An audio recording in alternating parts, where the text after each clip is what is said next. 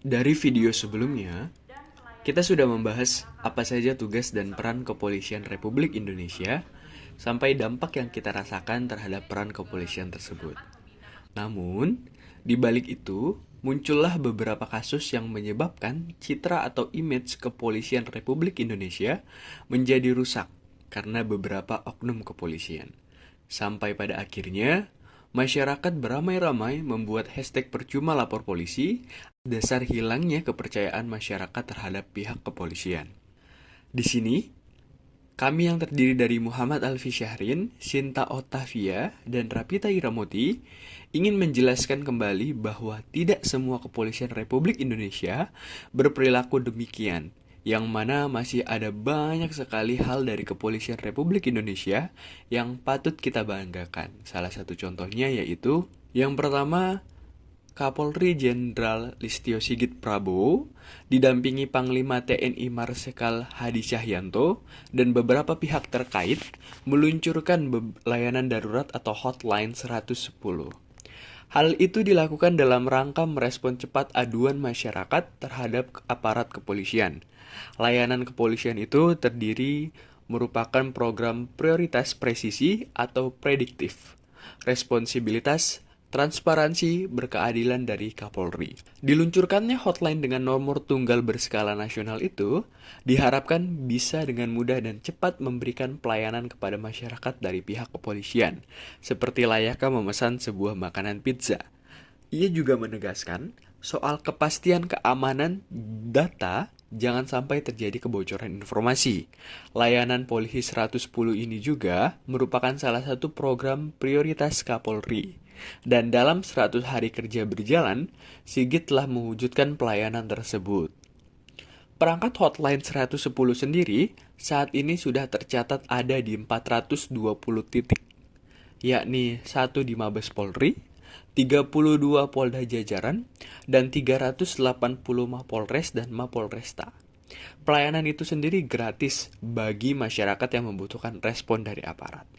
Yang kedua, Kapolri Jenderal Listio Sigit Prabowo mengatakan masih menerima pengaduan masyarakat yang dikirim langsung lewat pesan instan WhatsApp miliknya dan meneruskannya ke satuan kerja terkait.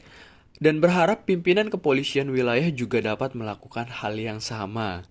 Menurut Listio, banyak pengaduan yang diterimanya terkait masalah keterlambatan penanganan perkara, terkait masalah mafia tanah, ketidaknetralan anggota, dan yang lainnya. Beliau berkata, jadi, kalau saya yang jadi Kapolri aja masih mau menerima dan membaca pengaduan-pengaduan tersebut, saya nggak bisa bayangkan kalau seorang Kasatker, seorang Kapolda, Kapolres, rekan-rekan yang lainnya yang dinas di Propam tidak mau membaca. Mantan Kapolda Banten itu meminta agar tahun pertama ini ada peningkatan dari jajaran-jajaran Polri dalam memberikan pelayanan kepada masyarakat, terutama dalam menindaklanjuti aduan dari masyarakat. Lalu, prestasi Polri saat ini yang dirasakan masyarakat antara lain adalah pekerjaan menanggulangi terorisme oleh Densus 88 anti teror dalam mengungkap dan menangkap para pelaku teror sebelum terorisme melakukan tindakan dan mengungkap jaringannya. Polri juga semakin mengintensifkan penertiban terhadap polisi-polisi nakal. Langkah itu mesti dilakukan Polri agar kepercayaan masyarakat kembali bertambah dan meningkat kepada institusi Polri. Lalu, banyak juga peran kepolisian dalam mengayomi masyarakat. Di antaranya, aksi beberapa anggota polisi yang membantu ibu hamil yang mengalami kontraksi saat terjebak kemacetan di kawasan Puncak Cianjur. Kemudian, 2 personil kepolisian lalu lintas yang membantu mendorong truk yang berisi muatan mogok di traffic line di Jalan Ahmad Yani, Kota Surabaya. Anggota kepolisian dari Satlantas Polres Bogor yang melakukan aksi pengawalan terhadap kendaraan yang sedang membawa orang sakit dan terjebak kemacetan di Jalan Puncak Bogor, Jawa Barat. Dan masih banyak lagi aksi kepolisian yang membantu masyarakat dengan cara membagi bahan bakar minyak atau BBM kepada pengendara motor yang mogok, bahkan sampai membantu kucing untuk menyeberangi jalan. Dari sekian banyak hal tersebut, yang harus kita sadari dan kita pertimbangkan bahwa peran kepolisian masih banyak yang terlaksana di masyarakat Indonesia. Dan berdasarkan data, di mana pada tahun 2020 terdapat 3.304 dan tahun 2021 ada 2.300 untuk pelanggaran disiplin oknum kepolisian. Sementara dari pelanggaran kode etik profesi Polri di tahun 2020 sebanyak 2.081 dan 2021 turun menjadi 1.202.